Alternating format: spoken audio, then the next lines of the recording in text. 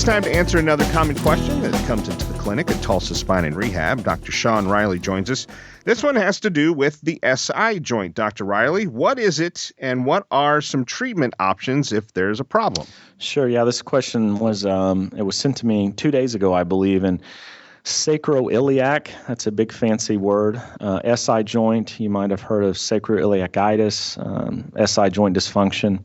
So what the SI joint is exactly, it's a joint made up between your pelvis and your sacrum.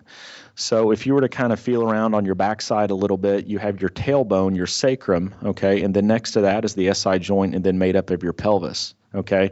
So if you can kind of visualize or poke around on yourself back there, you're obviously going to have two SI joints, one on either side of your sacrum. Your sacrum kind of travels down at maybe, I don't know, a 50-degree angle or so, 35-degree angle or so, down towards the ground. So that it's made up of obviously two bones, but it's widely been a kind of a misunderstood joint. For the longest time, a lot of researchers thought it was supposed to be very immobile and very stable. Well, research has shown us that actually it needs to have a fair amount of mobility within the joint to perform optimally. It's also stabilized by a lot of strong ligaments. There's a bunch of ligaments right around that joint that provides a fair amount of stability. And then secondary to that, there's a lot of muscle groups. Your piriformis, which is a muscle, sits deep in your butt. Your glutes, your big glute muscles, part of your hamstring, and some other muscle structures are there to stabilize that joint. So the anatomy, it's made up of two bones, your tailbone and your part of your pelvis. Okay, there's one on each side. It's stabilized by ligaments and some muscles back in there.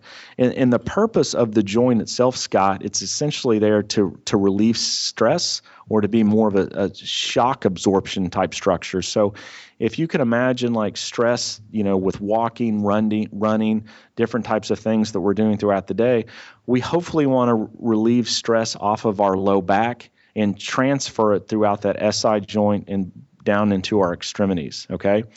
What happens is when that joint gets really stuck and tight, that load isn't transferred out properly, and you might just start to develop some discomfort and so forth. You might have some pain kind of back on your backside and into your legs. What happens with dysfunction or problems within the joint itself, it's either one of two things. It's hypermobile, meaning there's way too much motion in that joint, or it's hypomobile, meaning there's not enough motion. So one of two things. It's moving too much, or if it's not moving enough, okay?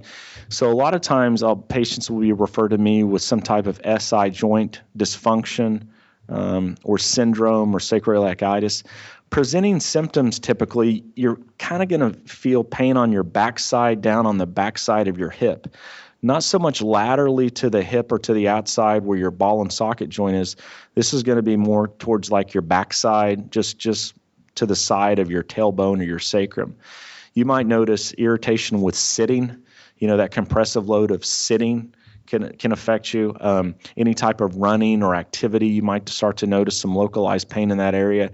And then in some cases, you can have so much inflammation or irritation where you develop pain deep into your butt muscle or potentially down into your leg. So forms of treatment, first line of defense obviously is, some type, if it's an inflammatory response, if it's just inflamed, ice, ibuprofen, those types of things. In some cases, some pain management physicians I work with here in town will put a little bit of a steroid injection into the joint to reduce some of the swelling.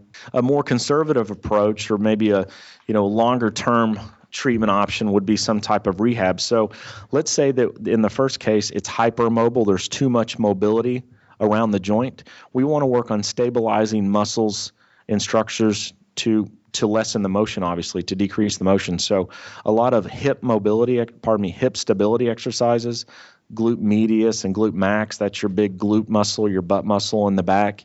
A lot of rectus femoris, the big muscle in your thigh and so forth, to start to stabilize that. If it's hypomobile, meaning it's not moving enough, manipulation is a great treatment option. And we've spoken of manipulation in the past.